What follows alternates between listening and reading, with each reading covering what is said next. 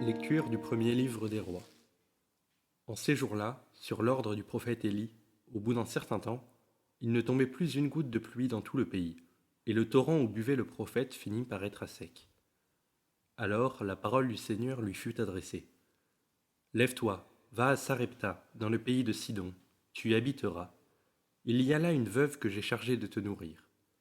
Le prophète Élie partit pour Sarepta, et il parvint à l'entrée de la ville. Une veuve ramassait du bois. Il l'appela et lui dit « Veux-tu me puiser avec ta cruche un peu d'eau pour que je boive ?» Elle alla en puiser. Il lui dit encore « Apporte-moi aussi un morceau de pain. » Elle répondit « Je le jure par la vie du Seigneur ton Dieu, je n'ai pas de pain. J'ai seulement dans une jarre une poignée de farine et un peu d'huile dans un vase. Je ramasse 2 morceaux de bois, je rentre préparer pour moi et pour mon fils ce qui nous reste. Nous le mangerons, et puis nous mourrons. » Élie lui dit alors, « N'aie pas peur, va, fais ce que tu as dit. Mais d'abord, cuis-moi une petite galette, et apporte-la-moi. Ensuite tu en feras pour toi et ton fils, car ainsi parle le Seigneur Dieu d'Israël.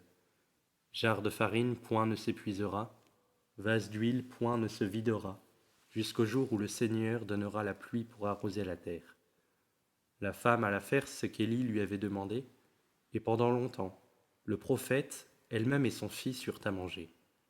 Et la jarre de farine ne s'épuisa pas, et le vase d'huile ne se vida pas, ainsi que le Seigneur l'avait annoncé par l'intermédiaire d'Élie.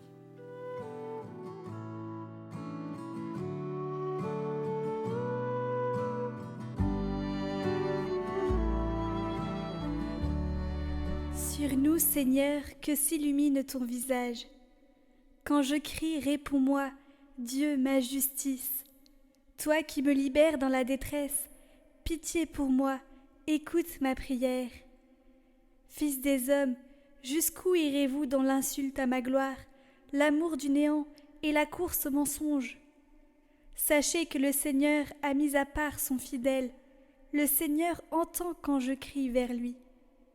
Mais vous, tremblez, ne péchez pas, réfléchissez dans le secret, faites silence. Beaucoup demandent, qui nous fera voir le bonheur? Sur nous, Seigneur, que s'illumine ton visage. Tu mets dans mon cœur plus de joie que toutes leurs vendanges et leurs moissons.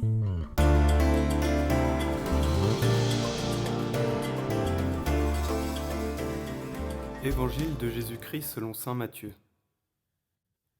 En ce temps-là, Jésus disait à ses disciples : « Vous êtes le sel de la terre.